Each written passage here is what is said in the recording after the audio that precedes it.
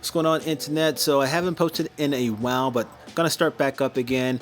I've been busy painting murals, and this is my latest one of Candace Parker and Pat Summitt in Knoxville, Tennessee. They're basically legends at the University of Tennessee. And I did a lot of cool things on this project, and a lot of artists really like a lot of the things that I'm doing, and they want to know exactly how. So I'm gonna give some insight on that stuff, but start out, I always travel with my Graco quickshot sprayer. It's battery powered and it's powerful and it uses quartz. I also made an attachment out of aluminum that can attach to the rails of this platform on the boom lift. That way I'm able to have the sprayer just hang off the end.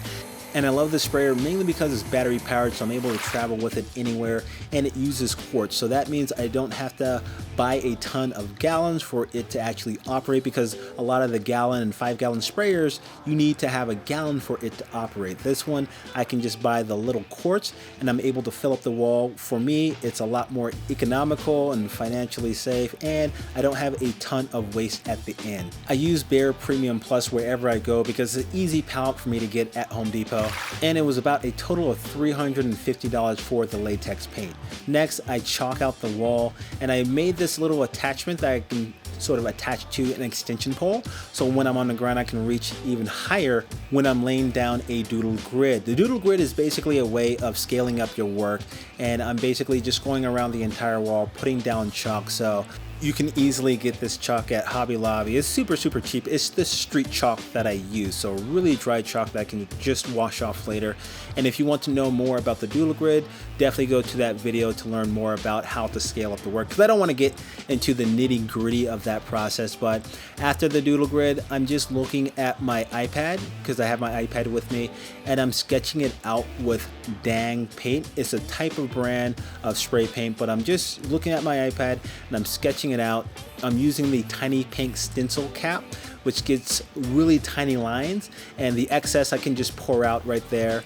And I go back and forth between using that tiny paint cap to get really small lines and just using the level 1 Montana caps, so I can do the shading in bigger and bigger areas like this nostril right here. And here's a fun fact: most of the murals that I do mostly with this level 1 Montana cap and the Ghetto Blaster cap, which is like a chisel cap, but it gets really wide spray area, like a fan pattern. And that one is sold by Ironlac. You have to order it online from Australia. And one other thing that I did do is I made these little cup holders and can holders. So the cup holders hold the cups that you can get at any Home Depot, the quartz, and that usually will hold my caps, as well as a way for me to pour out the excess spray paint from the stencil cap, because when you're using the stencil cap, it captures a lot of paint in there. One cool thing that I started doing was designing my own spray paint caps with a CAD program and a couple of 3D printers. I started trying to develop these new caps that I can use on my projects, just to make my work more unique and just to help me out as much as I can, because I always want more detailed caps. And I don't have to rely on buying other people's caps as well, so if I run out of caps I can just print them out myself. So each face that I paint takes probably, I would say, an hour and a half to sketch out, and as I'm sketching out I'm also filling in some of the darkest areas, because with spray paint one of the processes is going from dark to light, so I'm going in with some of the darkest areas, and the darkest paint that I use is one called Black Red, and there's very similar colors in all the different brands, but it's like, it looks like a black when you're sort of far away, but when you get close it sort of is a red, and then there's also like a purple black as well. So those are the darkest colors that I use to sort of fill out the darkest areas. In a lot of my paintings I usually will avoid using black and white. I'll only use white when it comes to like the speckles in the eyes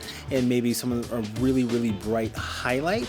That's like the last layer that I will add to a painting, is that white, but usually I will stay away and avoid using black and white. For this project, I ordered about 70 cans of spray paint through Bombing Science. It came out to just under $400 for the entire spray paint package. I will only use probably 20 cans really heavily and rely on those for the flesh tones and the highlights and the faces, things like that. But there's other cans where, you know, I probably will use only once or twice. That's majority of those cans. So a lot of my work, you know, the colors are already in the background. It's just me sort of bringing out the shape and the form and the values of some of these different areas. But I like this process mainly because I get to have fun while I paint. But more about the background of how I got this project. This is through an organization called Dogwood Arts in Knoxville, Tennessee. They do a lot of the arts programming around the city, and about 2 years ago, another organization brought me out to do like a keynote speech, and they attended the conference and heard me speak and took me out that time and showed me different walls that they were preparing to have artists paint, and they would want me to come back and paint. So this is me coming back to actually, you know, paint on some of the walls that they actually showed me. So this organization actually puts out calls, and some of these other artists that you can see in the background are from different places as well. So California, there's Utah, there's Detroit, there's Florida. So there's artists from everywhere. And one of the things that I talked to them about, the organization, when they were sort of trying to find different artists, was, you know, an artist that has really good portfolio that can showcase that they've done work like this before, so that they know when they come into a project like this that they're able to handle it. And they also check references as well, just to make sure that that artist is a pleasant sort of artist to work with, because they don't want artists that are difficult. So that is something to keep in mind whenever you're applying for a project, is to make sure that you have references that can speak to your character, but also make sure you have portfolio pieces that showcase that you can do work at the scale that they need. I'm going to make sure that I add the website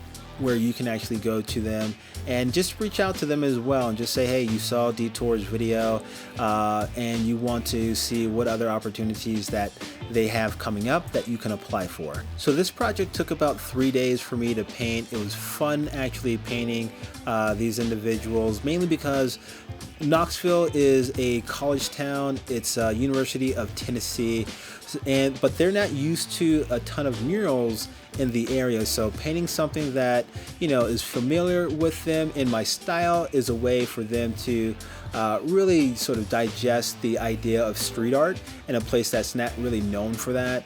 But also for me, like I said, it's super fun to be able to paint these individuals, Candace Parker and Pat Summitt, who are legends in the area, mainly because it's fun for people to recognize them automatically and feel like there's a connection with the subject matter that I'm painting. Hopefully you get a little bit of insight from this project from me just talking about it. Like I said earlier, I haven't been posting up as much as I used to because I've been doing projects that have been taking me out of my studio, and I've been traveling a lot. And you know, I'm not a full-time YouTuber, I'm a full-time artist that does a ton of stuff. So, you know, I'm just super busy. But when I have more projects like this and I'm able to actually gather content, I'll make sure I do more videos like this so that you can gain a lot more insight, and you guys can check it out later. Peace.